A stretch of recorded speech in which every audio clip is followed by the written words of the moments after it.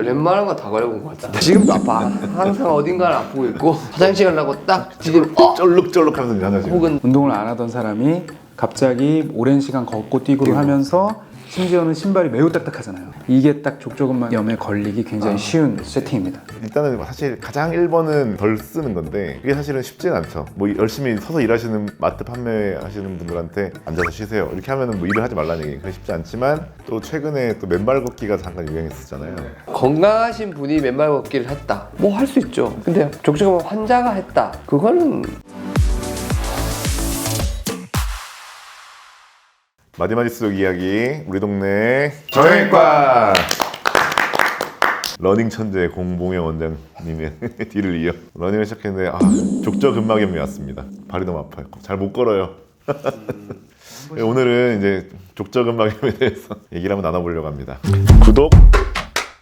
그럼 지금 현재 앓고 있고 고 원장은 예전에 족저근막염 걸려본 적이 있죠? 웬만한 거 다 걸려본 것 같아. 지금도 아파. 항상 어딘가를 아프고 있고. 저도 러닝 시작한 지 얼마 안 돼서 이제 살짝 왔다 갔는데 저는 심하진 않았고 근데 저는 언제 족저근막염을 심하게 걸렸었냐면은 인턴 때 걸렸었어요. 인턴 때 수술장 인턴으로 시작을 했거든요. 흉부외과 수술방. 근데 흉부외과 수술방으로 시작을 해놓고 나니까 맨날 앉아서 공부하는 학생이었다가 어느 날 갑자기 하루 종일 서 있는 노동직으로 바뀐 노동직으로 거예요. 변경돼요. 갑자기 하루 종일 서 있거나 갑자기 하루 종일 돌아다니거나 이렇게 되면 이제 족저근막염 같은 거에 걸릴 수 있습니다. 정형외과 레인지를 끝내고 훈련소 들어가가지고 거기서 걸렸어.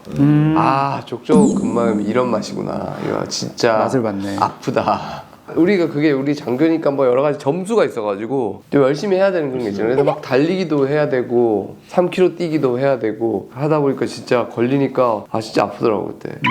다행히 뭐 낫긴 낫고. 운동을 안 하던 사람이 갑자기 오랜 시간 걷고 뛰고 하면서 심지어는 신발이 매우 딱딱하잖아요. 이게 딱 족저근막염에 걸리기 굉장히 쉬운 세팅입니다. 의사들이 족저근막염 잘 걸려요. 트레이닝 과정에서 서 있으라면은 막 극단적으로는 열 몇 시간 이상씩 뭐 하루 종일 서 있기도 하고 수술방 들어가면은 수술이 10시간 뭐 인턴은 편하게 약간 이렇게 뒤척뒤척 하는 것만으로도 이제 혼이 날 수 있기 때문에 이제 막 농담 삼아서 이제 소변줄을 끼우고 수술을 해야 되겠다 뭐 이런 얘기도 나오거든요.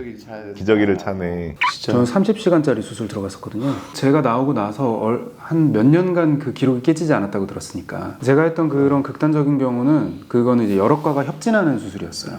모과 교수님이 시작을 해서 그 교수님이 막 한참 하시다가 이제 그 교수님은 나가시고 그 팀이 다른 과 나가는 이 팀이 다 나가죠. 다른 과 교수님이 또 오셔갖고 또 하고 막 이랬는데 인턴을 안 바꿔줬어. 만약에 제가 치프였다고 하면은 당연히 그렇게 바꿔서 해줬을 텐데 챙겨줬을 텐데 그쯤 되면은 사람이 이제 중내산에 나는 이런 정도의 수술이 되거든요. 그러면 그거 할 때는 이제 진짜 아드레날린이 치솟아서 뭔 아무 생각 없이 그냥 무아지경으로 수술을 하는데 그렇게 수술하고 나서 다 끝나면 뻗죠. 집에 못 갔어요 그날. 수술 끝나고 나서 의국 가갖고 소파에 뻗었다가 그대로 못 일어나가지고 일어나 보니까 다음날 새벽이더라고. 좋아요.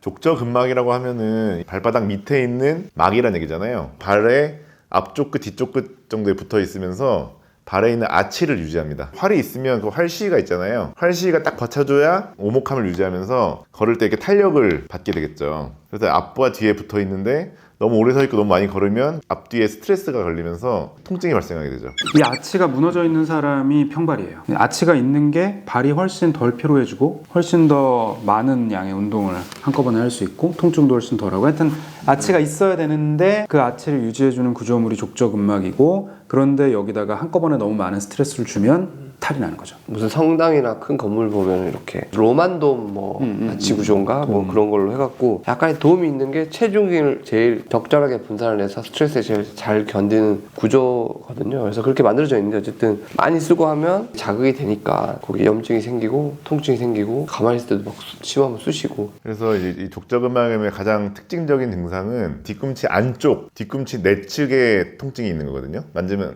눌렀을 때 앞통이 생기는 겁니다. 누르면 소리 날 정도로 엄청 아프고 그걸로 일단 진단할 때 좀 도움을 받기도 하고요. 누워서 자고 딱 일어나서 아침에 이제 화장실 가려고 딱 지금 쩔룩쩔룩하면서 이제 화장실. 혹은 차를 오래 타고 가다가 발을 딱 내서 차에 딱 내릴 때 처음에 가장 뻑뻑하고 윤활이 안 된 상태에서 처음에 딱 디뎠을 때 통증이 좀 생기다가 이게 조금씩 움직여지고 하면은 윤활 작용도 좀 되고 감각이 좀 무뎌져 가지고 쓰다 보면 좀 점점 풀리고.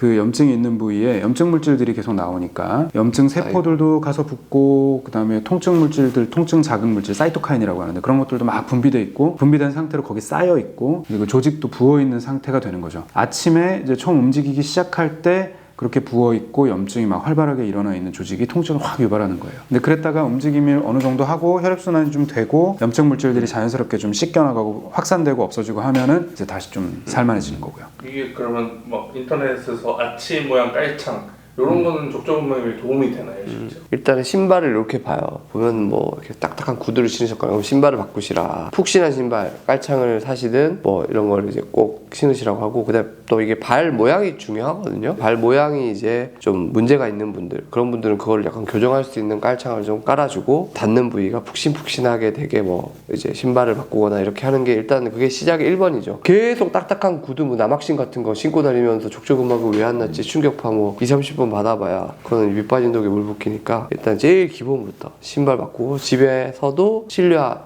꼭 신으라고 그러거든요. 바닥 딱딱한데 걷지 말고 그다음에 스트레칭 하고 사실 그래서 한국인이 족저근막염이 가장 많이 생길 수밖에 없는 문화를 갖고 있어요. 보통은 바닥 생활을 하는 그런 문화도 이제 일본 같은 경우에는 바닥이 우리나라처럼 딱딱하지 않으니까 전통적으로는 다다미잖아요. 그럼 아무래도 바닥이 그래도 좀 쿠션이 있으니까 있는 셈이니까 그 위에서 다닌다고 해도 발바닥에 자극을 좀 덜 받죠. 근데 우리나라는 옛날부터 딱딱한 구들장 또는 뭐 지금 바뀐 집들도 다 바닥은 딱딱한 상태잖아요. 근데 그런 바닥에서 맨발로 돌아다니는 게 이제 일상적이다 보니까 현관문을 열면 신발을 벗죠. 그렇죠. 네. 소금 문화권은 더군다나 카펫을 쓰는 경우도 많고 신발을 안 벗는 경우도 많고 하니까 상대적으로 족저근막염에 조금 유리한 거죠. 근데 이제 우리나라 같은 경우는 맨발로 바닥에 특히 이제 주방 같은 데 오래 서서 일하고 이러면 이제 족저근막염에 취약해지겠죠. 또 최근에 또 맨발 걷기가 잠깐 유행했었잖아요. 산길이라고 하지만 맨발 걷기를 하는 데는 좀 이렇게 깨끗하게 돼 있고 단단합니다, 바닥이. 거기를 맨발로 이제 어르신들이 이제 걷게 되잖아요. 그런 것 때문에 또 한동안은 많이 줄어들긴 했는데 예전에 비슷한 거 한번 하면서 댓글에 엄청 악플이 달렸어. 너네 우리가 맨발 걷기 별로 안 좋을 것 같다는데 해봤자 나는 그거 하고 너무 완치가 돼서 좋다 그렇게 댓글 다신 분이 있었는데 기본적으로 건강하신 분이 맨발 걷기를 했다 뭐 할 수 있죠. 맨발 걷기가 뭐 어느 좋은 면도 있으니까 지압도 되고 근데 족저근막 환자가 했다 그거는 글쎄 그렇게 권할 만한 거는 절대 아닐 것 같아요. 그럼 족저근막염을 어떻게 치료하면 좋나요? 체육 충격파. 기본적으로 이제 해야 되는 것들이 있어요. 일단은 사실 가장 1번은 덜 쓰는 건데 그게 사실은 쉽지는 않죠. 뭐 열심히 서서 일하시는 마트 판매하시는 분들한테 앉아서 쉬세요 이렇게 하면은 뭐 일을 하지 말라는 얘기 그게 쉽지 않지만 가장 1번 치료는 이제 휴식 사용량을 줄이는 겁니다. 두 번째는 신발 자체가 편해야 돼요. 푹신한 신발 이런 것들은 사실 이제 교과서에 나와 있는 내용들이거든요. 스트레칭과 마사지 이런 것들이 이제 가장 기본적인 전제가 돼야 되는 치료들이고 우리가 할 수 있는 건 이제 가장 정형외과 하는 치료가 이제 소염제죠. 따뜻한 찜질하는 뭐 물리치료 뭐 이런 것들이 이제 가장 기본적인 치료가 될 수 있겠죠. 물리치료 중에서 이제 뭐 체외 충격파 치료 이게 사실 굉장히 효과가 좋아요. 개인적으로 해봐도 효과가 굉장히 좋고 홍보하는 게 아니라 해보면 이제 괜찮아요. 괜찮고 염증이 확실히 줄어드는 게 느껴지고 또 너무 아파하셔서 주사 놔달라고 하시는 분들 있잖아요. 근데 잘 안 놔주긴 합니다. 이게 주사가 이제 너무 심하면 사실 스테로이드를 좀 섞어야 되는 경우들도 좀 있고 한데 이제 발바닥 같은 데다가 이게 주사를 넣으면 스테로이드 같은 거를 거의 안 하긴 하는데 저는 개인적으로 스테로이드 부작용이 그 피부나 지방이 좀 얇아지는 부작용이 있거든요. 그러면 그게 엄청 좋아지긴 해요. 해보면. 근데 장기적으로 봤을 때 이제 발바닥이 얇아지고 그로 인해서 또 나중에 다시 아파졌을 때 통증이 더 심한 그런 리바운드가 좀 있을 수가 있어가지고 주사를 가급적 안 하는 게 좋을 거는 같아요. 빠른 치료 너무 빨리 좋아지는 거 이런 거 원하시니까 주사 맞아보면 이거만큼 좋은 게 또 없다는 생각이 들면 계속 놔달라 그러다 보면 나중에 우리가 진짜 해줄 수 있는 게 없어지는 수술적인 치료를 하는 경우도 있나요? 근막을 아예 족저근막을 잘라버리는 경우가 있거든요. 그 결과가 굉장히 좀 안정적이지 않은 경향이 있어가지고 개인적으로 하지는 않는데 너무 아프면 이제 좋아지는 분이 있죠. 뭐 황영조 선수도 그거를 수술을 했다고 듣기는 들었거든요. 너무 심해가지고 사실 수술은 되게 간단한 거예요. 근데 하고 나서 통증이 호전이 안 되거나 했을 때 진짜 방법이 없는 경우가 있어가지고 좀 그건 이제 결정할 때 좀 많이 주의를 해야 되는 게 좀 있는 거라 진짜 문제네. 수술 중에서도 우리가 이제 약속된 결과를 딱 우리가 확신하지 못하는 경우가 있어요.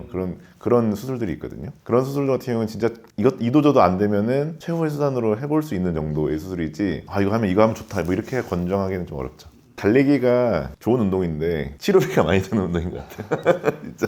알림 설정 족저근막염은 계속 사용을 하면 자연히 낫지만 쉽게 안 낫는 병.